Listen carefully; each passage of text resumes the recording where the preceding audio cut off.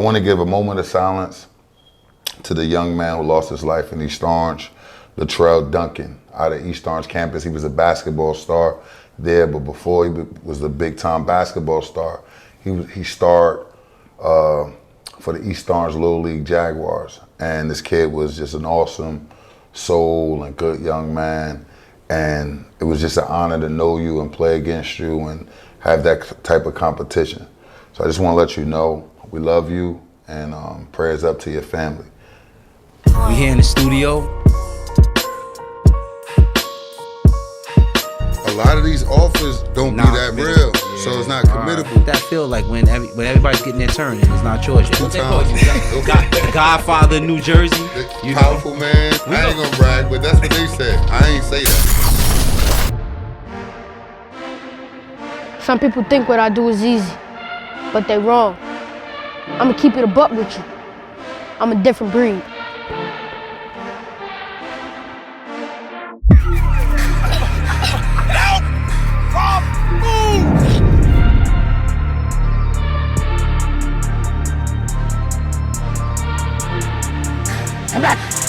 Move! Come on, work. Good.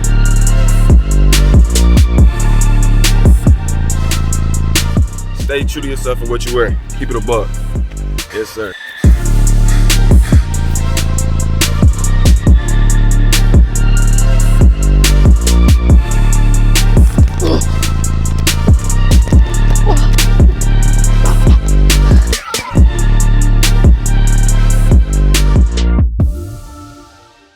Good evening, my people. Good evening. Welcome back to another episode of Keep It a Buck. Here with your host, Keep It a Buck Lenny.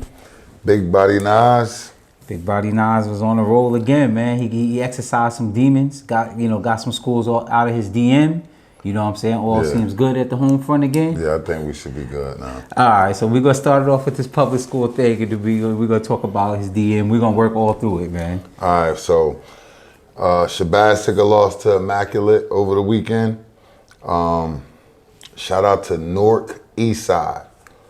Finally making the playoffs. It's been over, I want to say about 18 years or something like that, 15. I don't know, but it's been a very, very long time. And the brother Damon Harrison, the head coach, second year man there, and he turned the program around. They're now 4-2. We had a big time game.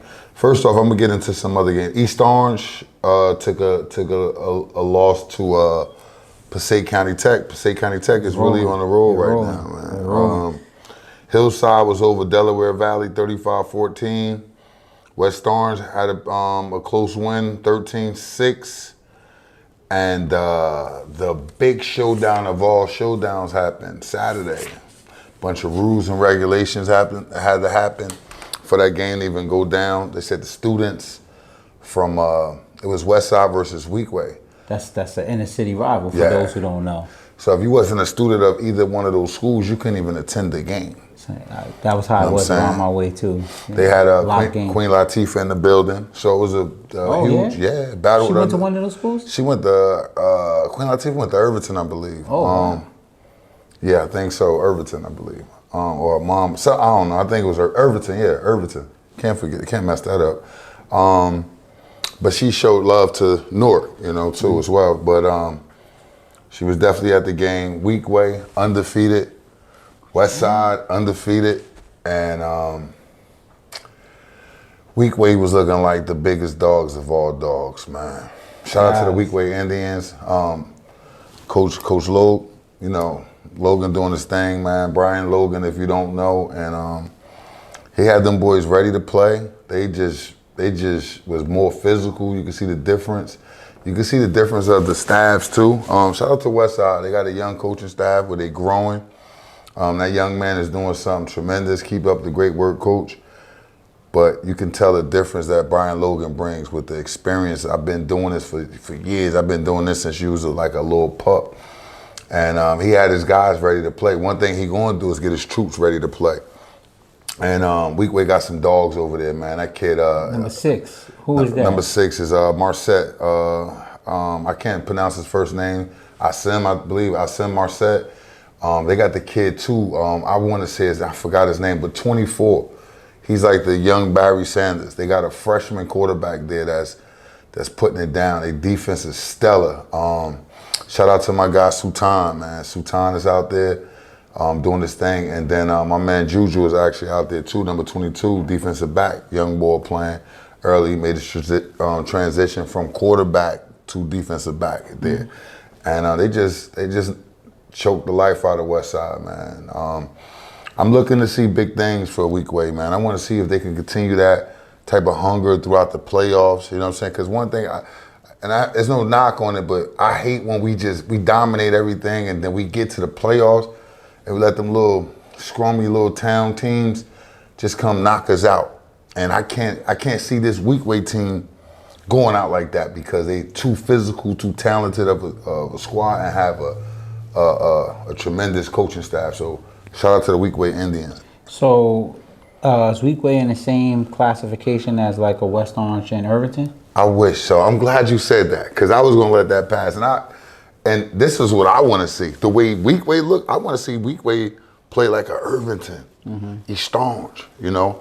I believe that Weekway class is lower than theirs because they go, by the numbers of the students in the school. But this Weekway team right here is for real. So with the season's pretty much concluding early this year, for the first time ever, we getting seasons wrapped up before November. Is there be any Thanksgiving Newark games that we used to see? Oh, we get to see Weekway. It's the Soul Bowl, biggest rivalry of all rivalries. Thanksgiving Day, you should come out, man. It's gonna be huge. Over like 7,000 people. Dang. Yeah, it's a lot of people out there for the Soul Bowl. It's Weekway versus Shabazz, the battle of the South or the North. So come out, and this year's at Shabazz. Shabazz got some work to do to kind of play with that Weekway team, you know? I mean, is it like a Bergen and Bosco thing where we could throw records out? I just don't know. Hopefully, it's one of those, but Weekway they physical. All right, so I'm looking at it, and I'm not gonna say styles make fights, but Westside turned, Baz water off, and then here come Weekway, being the big bros of the town, turned their lights, water, and gave them their eviction notice. Yeah. So they was out of there. All utilities. They had to move out. Shout out to Westside new guys. They at the YMCA right now. Oh. Yeah. So where we at?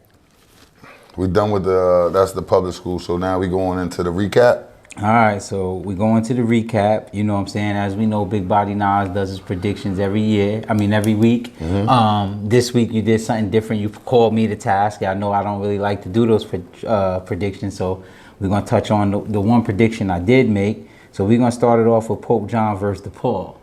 How'd you make out, boss? I won that one. Landslide. And it was, what's that, 49? 42 to 10. 42 to 10. So in that game of Pope John and DePaul, again, we see the freshman, Derek Zammit. He went 13 to 18 for 167 yards and 1 touchdown. Then we got the usual suspects from DePaul with Blake Thomas, 3 receptions for 60 yards. Dez Jones, 5 receptions for 54 yards and 1 touchdown.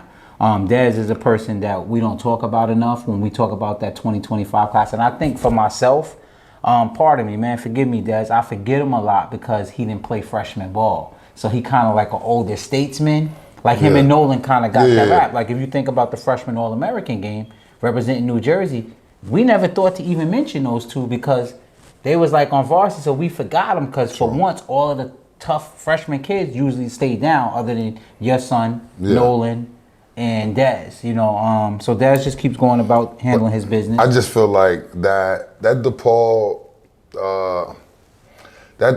Pope game could have went. I'm not gonna say it could have went another way. I feel like had they not start with the 2 pick sixes, shout out to Sheed, the defense is stingy. He probably knew what was gonna happen, so he had his guys in position. As he always does. I'm gonna tell you that. Like even when they lose, they know. They know what's going on, what's going to happen. Sometimes you just got your guys is better than their guys, and that's just it, Yeah, no, I got to see DePaul, today as well, And to see, having Marlon Bright, that kid is like young boy. He coming up, 2026 kid. I'm gonna be quiet because I remember about I think 5 or 6 years ago. You hit me up. You said, "Dope. When you get to high school, I don't want to hear. I don't want to hear none of that Spring Valley stuff." Yeah. He's a Brick City product. Yes. Dog.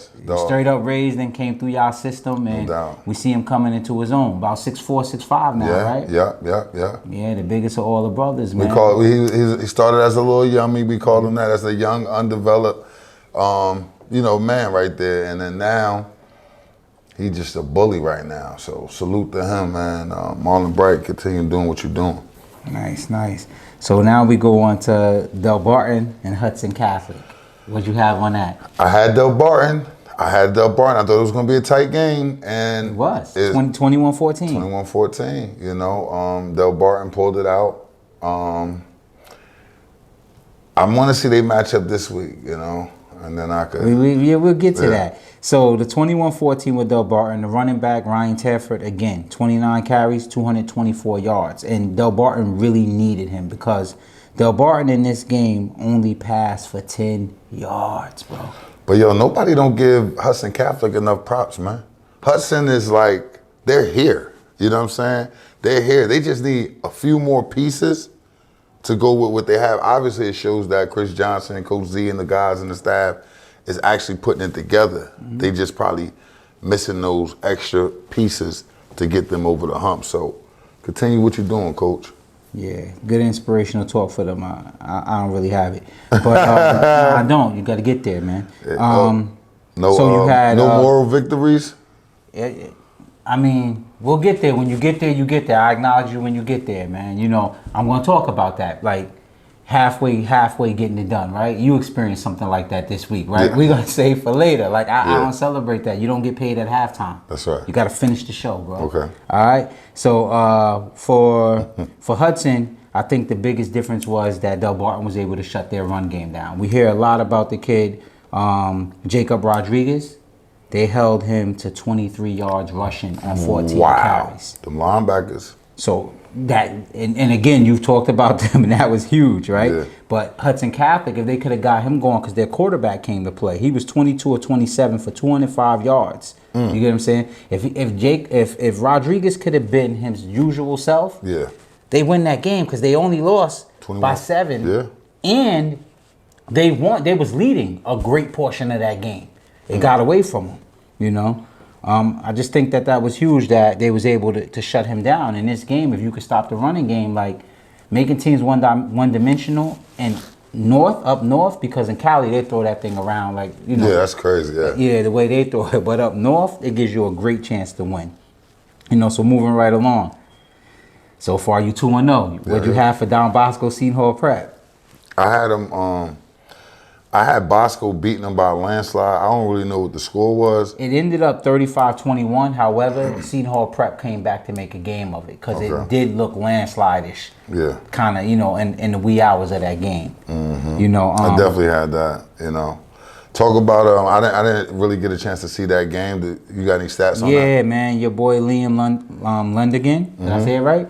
He went, for Seton Hall Prep, he went 19 for 33 for 211 yards and 2 touchdowns. Of course, what hurt him is they produced no run game. Bosco shut the run down, which that's what Bosco do. Good. They shut the run down. Again, the usual suspects for Bosco, Logan Bush and Nolan James. Logan Bush finished this game 18 carries for 182 yards and 2 touchdowns. Nolan James, 13 carries for 117 yards and 1 touchdown. And there's the difference right there. That double-headed monster. And you know what else? We don't give Bosco enough credit over there with the young boy, Garcia. I want to say his name is Alex Garcia. Silk City product, 6'4", 300-pound junior on that right side of the line, opposite of Chase and Chris Marino. And we always give Chase and Chris Marino the credit. I had an opportunity, somebody DM'd us some cutouts of Kevin Garcia, excuse me, his name is Kevin Garcia. Okay. Of Kevin Garcia against Bergen. And the cutouts was against him and Big Bro. And this is how they labeled it, because Sadir always played on the team above him. And It didn't look good. I mean, of course, it's Kevin's cutouts, right? I'm sure maybe C.L.T.A has some, but what they put in our in, yeah, he was digging holes. He was digging holes with him. Yeah. You know what I'm saying? So, like, I wanted to say Kevin Garcia on the other side and Francois, that whole line means business at Bosco, man. And every week their running game is showing such, you know. And I'll touch on some things with Bosco's in that running game. Yeah. And in another game that I'm going to refer back to this. So now we get into... You got a lot of slack last week. You got a lot of slack, and then you double down. You double down. I mean, you big. You talking big stuff now. You said 50 ball. I said 50 ball. People was upset about that, man. You got some calls. Yeah. You know. DMs was going crazy at the game, after the game. At the game? What you mean at the game? I got approached. It was just left and right. I had a young man say like, watch how you talk about, you know, people and things like that. And I just want you guys to know it's all love for me. And if you watch me speaking up here, I try never to degrade anyone. So if you feel offended from the bottom of my heart, I apologize. Put that on my brain and not my heart. But for you in your play, it's on what you do.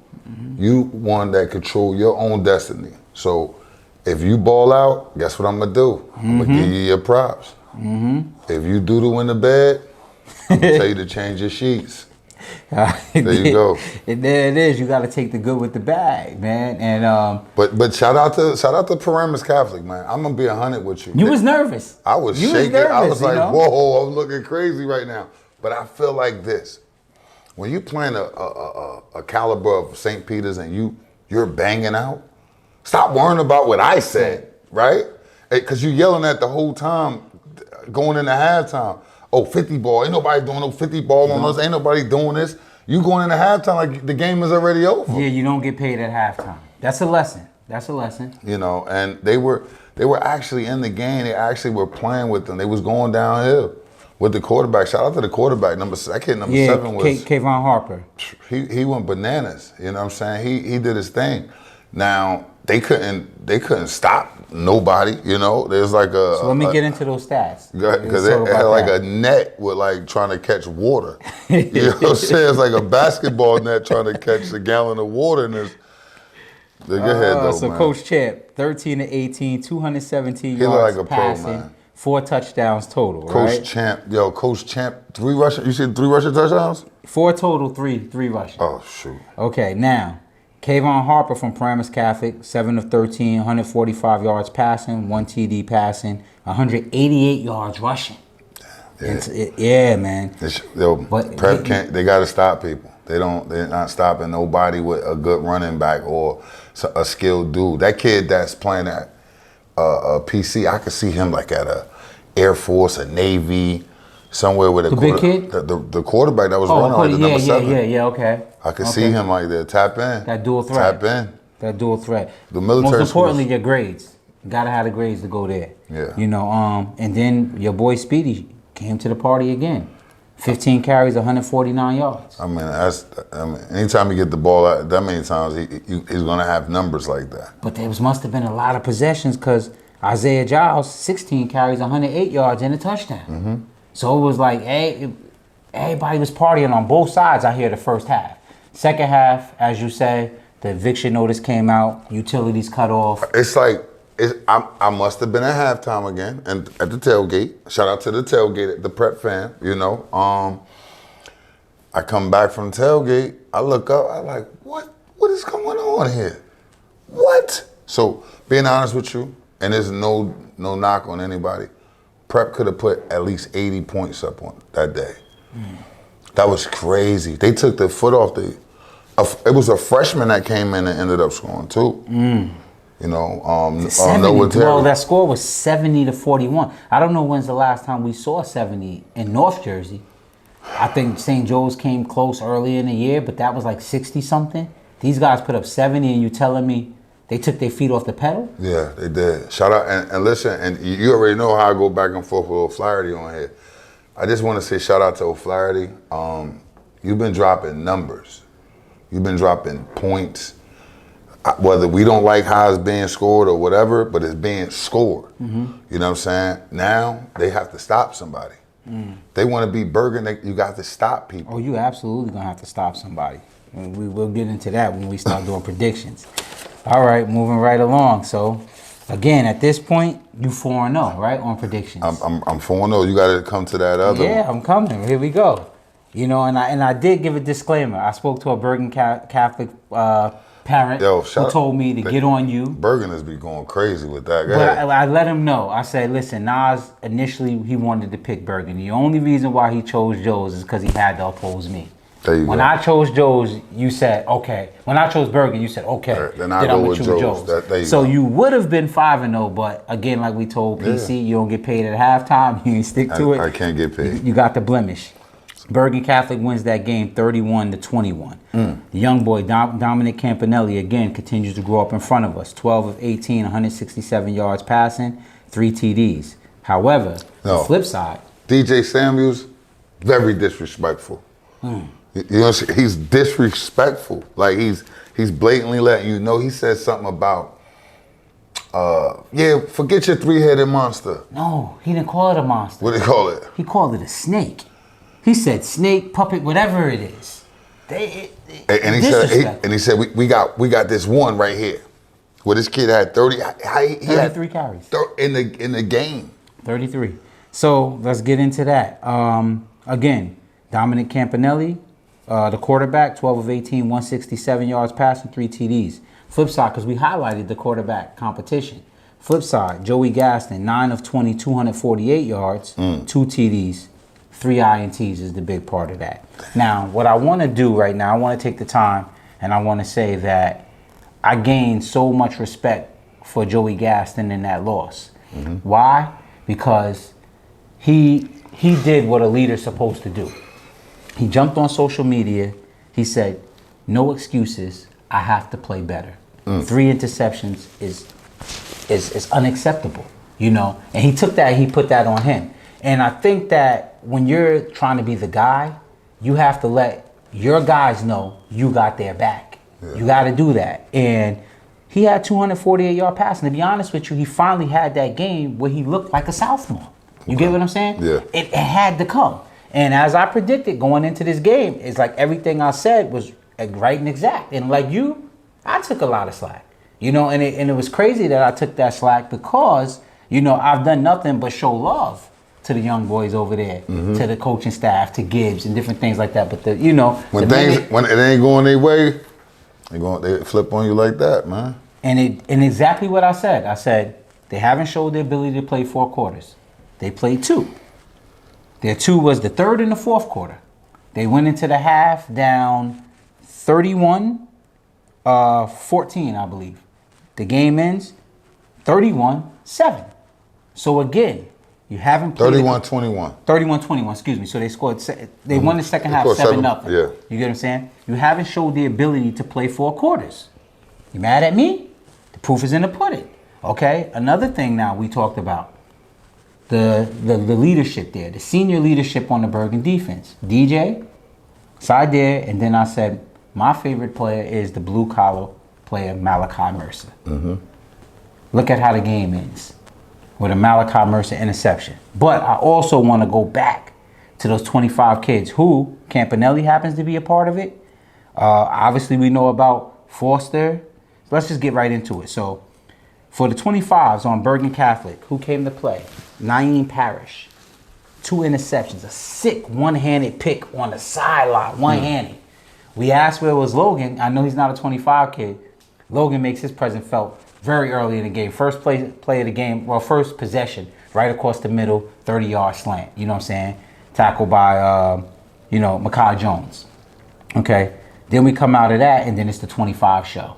Quincy Porter. I keep telling y'all, Quincy Porter, Bergen Catholic, 6'4", 6'5" wide receiver, back shoulder throw, hell of a throw for Dominic Campanelli. JoJo, the defense was great. Some things you just can't stop. A back shoulder throw, you're not going to be able to stop. You know, other times he got lost in matchups, and he had Quincy Porter finish the game with 4 receptions, 60 yards, and a touchdown. You know what I'm saying? Anything about my boy Kyle Sanders? again, you know, he was out there playing defense or whatever, but you know, the 3 picks, Naeem Parrish had 2 of them, and Malachi Mercer had the other one. You know, so you had Forster, John Forster again. You know, well, let me show. We're gonna talk about. But Forster, somebody hit me with Forster really ain't do nothing because of I guess his rushing thing. But he did catch a bomb. Yeah, John Forster had So again, the rushing, they shut the Joe's running game. They and shut that's something else. They shut Train down. What was Train? Okay, so I'm gonna get to that. And I said to you, I said for Joe's to win this game, Train is gonna have to be the grown man in this. And the reason why I said that is because Bergen Catholic hasn't given up 100 yards rushing since Audric Estime did it back then. You get what I'm saying? And when they did, they lost, which was to Bosco. You get what I'm saying? They lost that game. So that's a recipe. If you can rush for over 100 yards on Bergen Catholic, you put them in a bad situation because that says you're winning the line of scrimmage. Yeah. They held the 3-headed monster of St. Joe's. Okay, here's the stats. Yasin Willis, 15 carries for 43 yards. Hard fought. He fought for every yard he got. Yeah. John Forster, 3 carries, 6 yards. Luke Tucci, 2 carries, 1 yard. Whoa. You get what I'm saying? You see what's going on here, right? But on the flip side of that, the 25 kids. Makai Rosignol, 2 receptions, 77 yards. Deep. Yeah. JoJo Williams, 2 receptions, 76 yards. John Forster, 3 receptions, 75 yards and a touchdown. Gotcha. Now keep in mind, John Forster only had 6 yards rushing. But he makes his impact felt. You're gonna feel him one way or another, you know? But and then again, like I said. But that goes to the physicality of that Bergen Catholic defense that we've talked about in the beginning. You know, with that up front, it probably neutralized that Joe's line, and without no running lanes, it's hard for anybody to run. You know, they didn't do it. Moving right along. Next week, here we go. It's your time now, big body. Let's get it. All right, DePaul Catholic versus Del Barton. What you got? And Del Barton is hot too. I like Del Barton hot. Water. I can't sleep on my man Rashid, bro. Rashid is the GOAT at stopping people and drawing up that plan. I'm thinking that Del Barton ain't gonna lay down, but I'm thinking DePaul gonna pull this one off. I can't give you a score on this one because she might come out and go crazy and then be like, oh, you know. But I don't have Del Barton winning this game. Okay. So now we go to your near and dear to your heart. Hudson Catholic versus Pope John. Whoa. I'm thinking. Let me ask you something. Go ahead. Do they get everybody back this week? Because this has been a problem for Pope John. They still missing a linebacker. I don't know if Jazier Zellis is back. God willing, he is. If Jaja is playing, then it's a game like I expecting it to be. They kind of marry each other, man. It's you know, like I think it's gonna be a good one. It's a good game. I feel like last year was a good game. And Hudson pulled it off at the end. But I see that same type of game. I just don't know who pulls it off. I don't know if they playing. I know Pope played them in Jersey City a year ago. If they're playing them at Pope John, there's no way Hudson walk out of there. I don't know. I don't know. I want to stay away from this game like the Bergen and Bosco. We're going to leave that there. Yeah. Okay, so now we got Don Bosco Prep versus PC. you get a chance to give PC some love now. Okay. Shout out to PC, man. Like I said, they even in the 70s, sometimes I look at it like that. That's how I look at the game. They lost 70-41. They still scored 41 points. 41 points. That's a lot of points to be scored. It just show that your defense can't stop nobody. Well, let me add some context to that. St. Peter's likes to throw the ball around, a lot of quick possessions. Bosco 18-yard drives, right? So that limits the opportunity for high-scoring games. So let me put that there. I got Bosco landslide. So I'm sorry to the PC family. I love you guys. So basically, you got, if you picking Bosco landslide. I definitely got Bosco by landslide. I just think Bosco is just too much for the state right now. I don't think Bosco can put up the same type of points St. Peter's put up. Bosco won't put up 70 points, but they'll beat them 50. You know what I'm saying? 50? Yeah, I'm 40. I'm thinking definitely thinking Bosco 40. wins, but I'm gonna go on the record and say, as I said all year, I make these predictions against PC knowing they got the artillery. And if that artillery just wakes up on the right side, they can knock you out. Right? They can. I just think they can. And they might have it in them, right? Because here we go, right? Russo's back. Hey, y'all, Russo's back. And last time Russo was there, it went 6 years before Bosco got a win against PC. Okay. Hopefully he can pick that back up. Hey, look, I want to see Russo upset Bosco for my PC living people. I just remember, it's Russo first time versus Sabella now. It's Sabella different. See, no, this is like, yo, I was there with you. You know what I mean? Last time we won that, I was the head man. Now you're the head man there, and I'm the head man here. Now I get to sock it to you how I always wanted to. So take this, and I'm looking at off the Buckeye. I'm thinking it's gonna be ugly, and I don't want to 35-7. Something like that, or 14, 40 something to 14. I'm giving Russo 2. He good for a 3-banger. You know what I'm saying? So it's like this. The difference between Bosco really run the ball. You know what I'm saying? So with them running the ball, and then don't forget about the quarterback running too. Yeah. So that controls the game and the clock. You see what I'm saying? So that's the way I'm looking at it. I feel like PC got some pieces and it's coming together. I just don't feel like right now it's for that big upset that we all want to happen, but they got to get it now, because if they don't get it now, you got Bergen the following week. Oh, so we cut. Let's not jump. PC lights out. Yeah, eviction notice, rent due. The sheriffs is here. All right, man. So now we gonna go on to Seton Hall Prep versus St. Joe's. Good. I think this one. I think it could be halfway interesting. Hey, listen, man. Right now, I'm gonna tell you right now, Joe's bouncing back. It's gonna be a good game. One thing about Seton Hall, they fight. So and they're gonna play them at Seton Hall. Yeah, I don't know where that's at. It might be at Seton Hall. That's tough to play there. Yeah. It's tough to play up there. Last time Joe's was there, they lost. They lost. Yeah. So that's what I'm trying to say, man. That was Aldrich's junior year. Okay. He was up there. Yep. So there you have it. I'm just looking at this as a close game. I'll do it now. So you don't want to do it. I don't want to do it. I'm gonna give y'all an opportunity to get out my inbox. I like Joe's by 14 on this one. I like Joe's by 14. It could be up in the air with me. I think this is a good game. But then I go back, but I say styles make fights. Yeah. I watched Talik run crazy over Seton Hall Prep. And then I don't see them stopping this night train after having the numbers he had last week. He's going to go crazy. He's going to be walking with them on his ankle like how your dad used to play with you, walk you around the living room. That's the way I see it. So if you want to make me, a liar and, try to stop him. Now let's get to it. Bergen Catholic, St. Peter's Prep in Oradell. I initially thought it was going to be in Caven Point, and I gave St. Peter's the nod because Bergen struggles in Caven Point.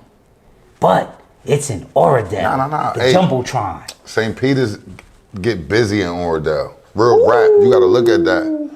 You got to look at that. And tell us about it, Big Body. Tell us about it. It was a couple years ago. I remember Taj Bulla. Yeah. He came led the way. But it was a last-minute drive to win that. That's when Taj earned his... I'm saying he get busy. And then I think they came back the following year after that and played him and beat him there. Nah, they didn't. Because remember, that was the COVID season. Bergen won in the unofficial state championship game. True. And then last year it was boat race both times. Yeah. So it's time for what they call that, St. Peter's, to get their lick back. This is what I'm saying. What you saying? I'm saying if Prep can't stop them, It could be a long night. Oh, okay, well, Or a no, long I'm not day. gonna let you get off with that. Can So- Prep stop them? They have to prove it. I can't say that. Can I say O'Flaherty's going to score a lot of? How about this? If Prep come score and Bergen come and score, Bergen better keep scoring because Prep going to keep scoring. I believe that. And what I'm gonna warn Bergen, because I believe Prep has, with the way they throw it around, right? That's one of the things I would like to see Joes do. I would like to see Joes. He's a young boy. It's feast or famine. You got to take more risk because at the end of the day, look at your pass plays. They're all 70 yards or better. So if he had 5 picks, he still gives you an opportunity at any play to go. St. Peter's plays like that, where they throw it around a lot. They can actually jump on Bergen.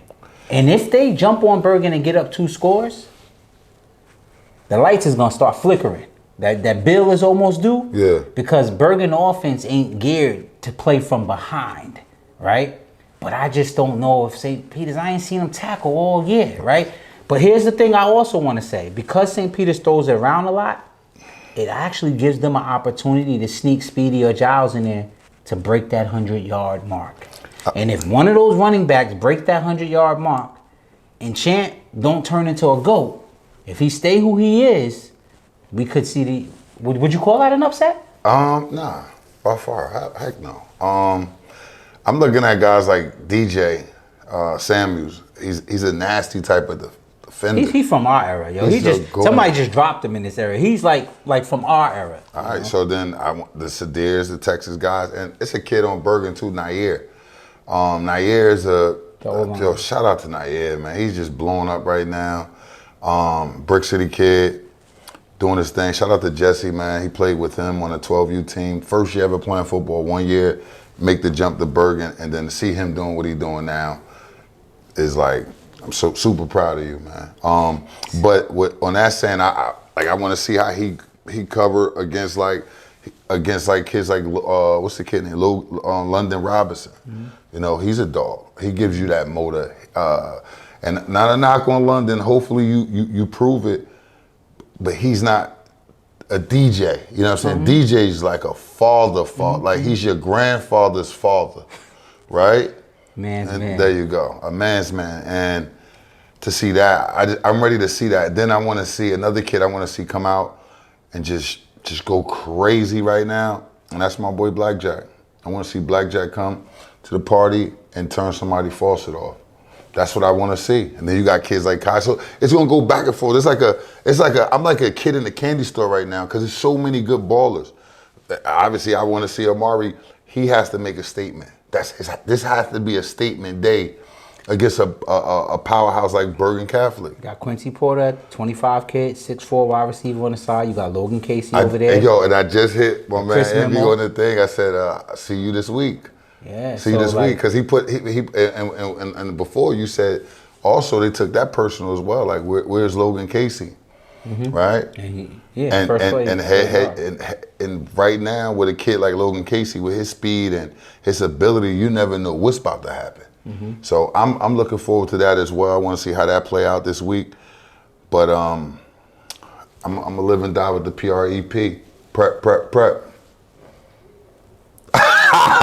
Don't shake your head. What's up? Talk to me. Bergen Catholic, bro. And why? I'm choosing Bergen. Like, I do think Prep has the offense that can give that defense fits, right? But here's the thing. When I look at balanced, Bergen is more balanced than Prep, right? Like, Prep got a hell of an offense, defense is struggle. Bergen got a solid offense and a hell of a defense. You know what I'm saying? Defense won championships. And I just feel like that Bergen's going to get more stops than Prep is going to get stops. Now, they can prove me wrong. So give me your score on this one. Can Bergen blow them out? Yes. Yes, but Bergen could also get blown out. If Prep, so Prep comes out every game. No, one thing about Prep is this. With an offense like that, it's hard to get blown out, right? Besides, we talking about in Jersey, right? I'm talking about home. Against a team like Bergen, it's really not, though. Because Bergen play defense. Prep struggles with teams that don't even play defense. Shout out to the kid, too, that's at Bergen Catholic, number 8, Stewart. Daquan Stewart. Daquan Yeah. Stewart. You That know. kid is playing. He's No, a it might not be receiver. Daquan's his older brother, I think. No, it's Stewart. Daquan. Yeah, but it's two Stewarts. Number 8. The kid I'm talking about, number 8. Yeah, This kid is. This might be Deshaun because his brother was Daquan. I Okay. believe. His pops is my guy, man. But let's get back to it. So this is what I'm saying. Like, I look at St. Peter's offense and I know they're gonna come out first series. They go right up top, right? And they could get that, right? Then what I'm gonna need to see is how Bergen responds. Because if Bergen don't score, St. Peter's Prep can move the ball. Because what I've seen is you can throw on Bergen. You can throw. You know. But you gotta look at it like this too. I was looking at it too. I thought about this too. I gotta get my man is gonna be at the party this week, and that's number 0. Hassan? No, that's 6. Hassan. Oh, Kenyon. Moore. Kenyon was going to be at the party. He was at the party last week and against PC. We didn't talk about him and Zion and the games they had, but go ahead. Nah, I mean it was a quiet. So shout out to Kenyon, Massey. He's a dog and deserves everything he has that's about to come for him. It's a loud Kenyon and then it's a quiet Kenyon. See what I'm saying? He'd get his little 100, whatever. I mean, his yards or his touchdowns like that. But then it's a Kenyon where he just going bananas. I want to see that Kenyon against Bergen. You know what I'm saying? I want to see that. I want to see who could line up and cover him from that slot like that. I don't think that they have the guys that can cover him, right? I just think Bergen is just like well coached. So you feel like the pressure up front is going to get him? Absolutely. You feel like that D line is going? Absolutely. Is it going to run through the prep offensive line? That's what I think is going to happen. And that allows the DBs at Bergen to not have to cover as long. Wow, that's big. That's something different. And then I'm looking at it like on the flip side of that, with the Bergen offensive line and then prep defensive line, I just feel like it could be if they want to just chip away like that 33 carries right there and get that out at 33 carries like that, I show you like I'm going to just milk the clock, run the ball, boom, but I'm going with prep, man. I don't care what you say. I think it's a toss-up. And like because you took prep, I'm going to take Bergen. But I really do believe that Bergen's just going to be too physical. I do believe that. We got to see it, man. I'm looking at prep to come out in that white, and be ready to go. Under the Jumbotron. Let's get to it. Another episode to Keep It a Buck. Hey, before we go, I want to just end with this. I just want to talk about the violence and everything that we have going on. We got to stop all of that. That's got to be a nonsense. That's got to be something that we just got to know, like, let's get rid of that. And especially at these youth sporting events, when we got these young kids and these babies and their families out there, and you guys out here fighting and shooting up places, it's got to be a no-no. It's got to be, we got to know when enough is enough. And now, enough is enough. So on that note, I just want to say peace and love to everybody, man. And keep it a buck. Peace. Peace.